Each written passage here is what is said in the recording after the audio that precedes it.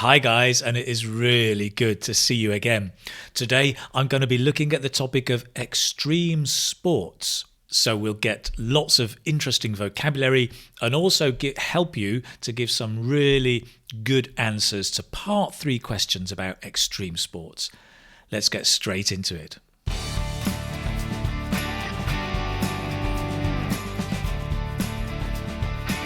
Hi, for those of you who don't know me, my name is Keith. I run a website called IELTS Speaking Success, which is all about helping you improve your English, give better answers, and getting a higher score on the IELTS speaking test. Today, I'm going to begin with a very, very simple tip for part 3 of the IELTS speaking. And a thank you to one of my students who helped me better understand this. So in part 3, it's really, really good to give examples and to give really specific examples. In fact, the more specific, the better. And so a student of mine asked me, she said, in that part 3 question, I forgot my example. Will I be marked down? And I thought, no, of course not. The examiner is not evaluating your examples per se. The reason we give examples is so you can show off lots of rich vocabulary. Okay, examples and more specific examples bring out a whole new wide range of vocabulary, and that's why they're good. For example, if there's a question, why do people use mobile phones? Right? Well, so I can give my opinion. I think lots of people use mobile phones to connect with others. The reason? Because it's really convenient, it's fast and easy to do. And the example? Well, take my father, for example, and many fathers and grandfathers around the world. They use, video conferencing software like Skype in order to get in touch with their family members that may be living, they may be scattered around the world, living in different pockets of the world. And it's a great opportunity for them to have a good chat with their family. Right. So can you see the example, the kind of language that comes out? Video conferencing software, scattered around the world, living in different pockets around the world. Suddenly there's a whole new range of vocabulary, which is what you need at the band 7, right? A wide range of vocabulary used flexibly. So your examples are key for that. So remember, in part 3, examples, the more specific, the better. Great. Let's get on with today's video. Before I do, let me just remind you, Facebook. I'm doing Facebook Live every Tuesday and Thursday, 10 a.m. in the morning, Spain time. Come and join us. It's free. It's about half an hour, 40 minutes. We look at different topics, some great brainstorming and sharing of ideas. I think it can be really useful. And a big shout out and a thank you to all the students who joined me there, because today's class and some of the language has come from the students and the inspiration they give me. So really a big thank you to all of you. Also, to let you know, I do teach on italki one-to-one. If you want one-to-one classes, you can find me there. And finally, last but not least, I do have an online course on Udemy. If you want a really deeper learning experience, go and check out the course. Brilliant. Extreme sports.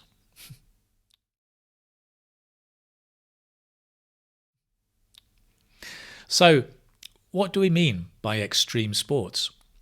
Well, basically, I think it's a sport, right, where there's an element of risk or a sense of danger.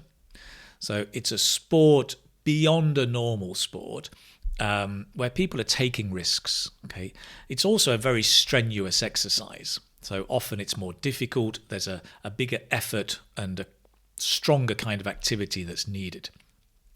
Examples of extreme sports. Well, there's a few that came to my mind that I'm familiar with, such things as parasailing, hang gliding, maybe skiing, you could say rock climbing, There's also free climbing, and that's the rock climbing, right? But without the rope. So some guys, they go climbing 200 meters up a rock without a rope. Talk about taking a risk. Surfing, whitewater rafting, similarly abseiling, or even caving. So abseiling is where you come down the rock with a rope, otherwise it's called flying. And caving or potholing, where you go down into the caves and explore the underground caves. So they all have an element of risk, and I think pushing the boundaries, pushing the normal boundaries of sport. Now, when I looked at this topic, I also went on the internet. Here down below, you can see a link. You can go and search for lots of different kinds of sports. And to be honest, half of them I've never heard of before, because some of these sports are fads or trends that people have just started doing and sharing on social media. And so I'm not even familiar with them. Now, that's good and bad, because it may also be the case that your examiner is not familiar with a really new or trendy sport. And so if as well you slightly mispronounce it, they may not understand. And if they don't understand what you've said, then it's a problem for you, not for the examiner. So I suggest choosing a fairly common or well-known sport that most people are familiar with. So maybe skydiving or, parasailing, rather than the obscure sports that you can find on the internet. Okay, that's it. So let's have a look at 3 questions you may get in part 3.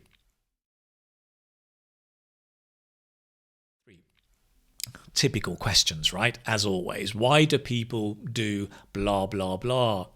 Blah, blah, blah is not an extreme sport, but why do people do extreme sports? Do you think attitudes to extreme sports have changed in recent years? This is another classic part 3 question. Do you think blah, blah, blah has changed in recent years? So here, it would be good for you to talk about the past, the change, and now, right? And you can imagine the tenses, the past, the change that has happened, and the now. So it's a very, very common kind of question. Finally, should people do extreme sports, or is it irresponsible? Again, should people do something? It's asking for your opinion, and you need to justify that opinion, to explain why you think so. As with all part 3, right, I think there's a basic recipe for me. Give your opinion, say why, give an example. And just going back to the beginning of the video, remember, the more specific, the better, because of the language you get. Let's have a look at that first question. So why do people do extreme sports? Well, there's a multitude of reasons, right? I think people do extreme sports partly because they want to keep fit and stay in shape. It's a great way to keep physically fit and mentally fit. Also, I think a lot of people want to challenge themselves. They want to push their boundaries or push their comfort zone. So they're doing something that takes them out of the everyday routine of life and gives them an opportunity to grow and develop. In addition to that, I think one of the other big reasons is that people actually get addicted to adrenaline. Adrenaline is that hormone that runs through your body, makes you excited.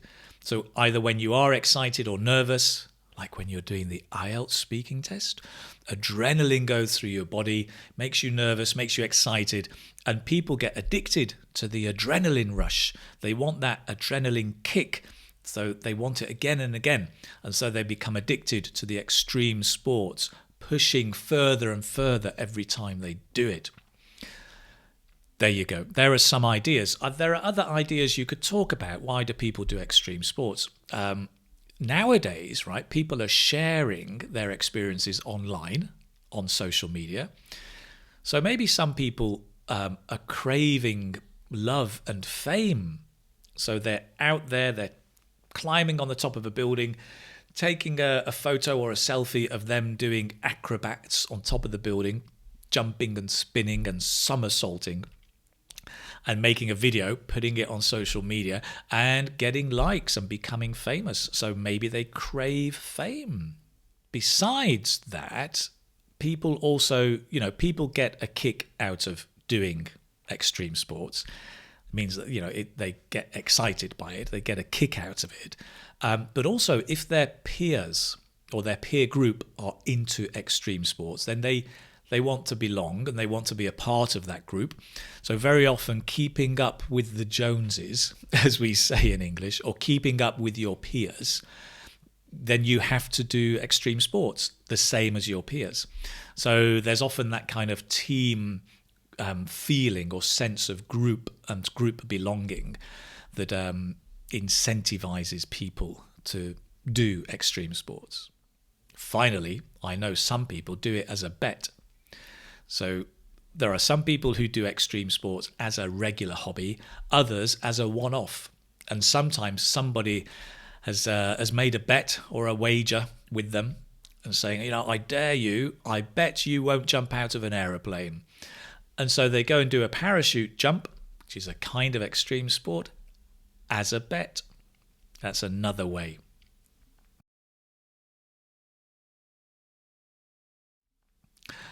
Okie dokie, let's move on. The next question. Do you think attitudes to extreme sports have changed in recent years? Okay, well, let's think about the past, the change, and now. So in the past, I think there were not that many extreme sports. I mean, sure, people did parachuting and parasailing, hang gliding, but I think this has changed now. There has been a significant change. Especially because of the internet and the rise of social media. So I think nowadays, because people are more able to share videos about these extreme sports, that is incentivizing a lot more people to have a go and to try it. So the attitudes are much more about people having a go. I mean, we live in this can-do society, right? Everyone has a can-do attitude. Why not have a go? Try and do it.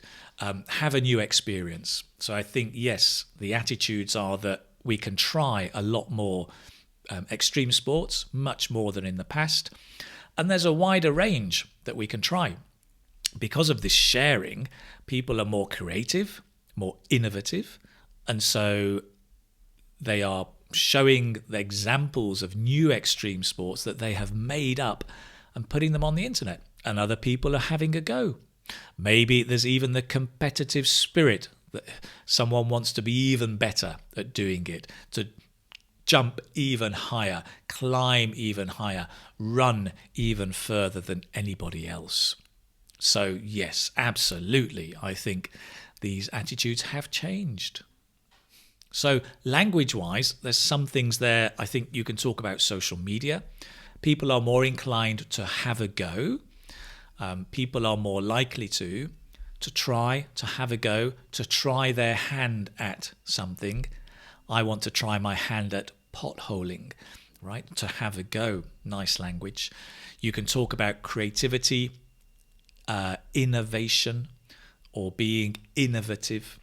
So as always, when you're learning words, try and think about the word family, the noun, the verb, the adjective. Innovate, verb. Innovation, noun. Innovative, adjective. Okay. Should people do extreme sports, or is it irresponsible?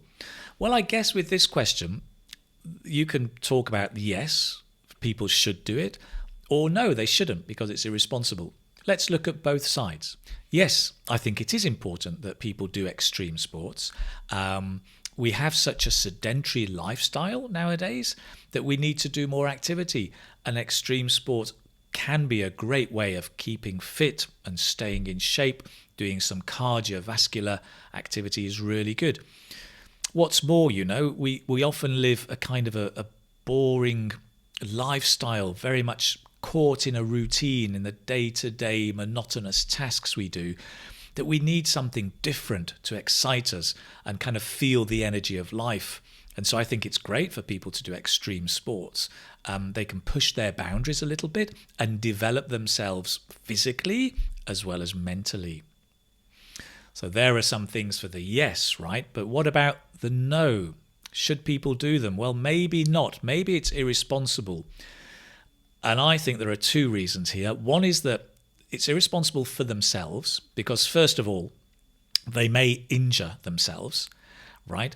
They are possibly ill-prepared. Many people who do extreme sports do it on a whim, without preparation. So they're ill-prepared and therefore more prone to have an accident. And if they have an accident, they will injure themselves. And of course, that has a negative impact on them.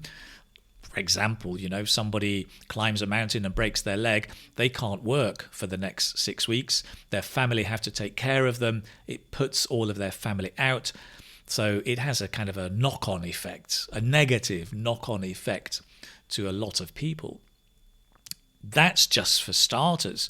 But also, let's think about the rescuers, right? So if somebody does an extreme sport and they have an accident, imagine, for example, they're climbing a mountain, but they're ill-prepared, there's a snowstorm, and they get trapped. Then the emergency rescue team has to fly a helicopter up there, go and find them, go and save them, risking their own lives in order to save the person who is stranded up in the mountain. And so, it puts other people's lives at risk. The government has to invest a huge amount of money to get that helicopter up there and to save them.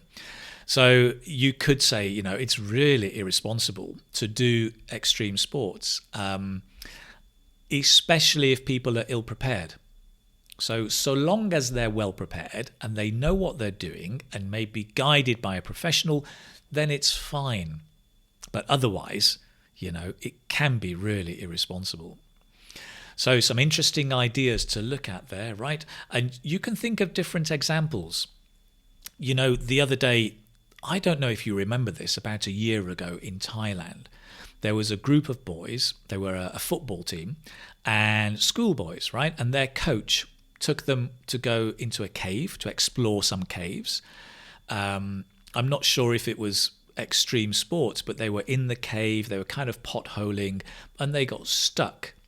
And they were stranded there for 10 days, and it started to rain, so they couldn't get out. And a whole international rescue team was set up. They flew divers from around the world to come to Thailand and save the boys, and they did.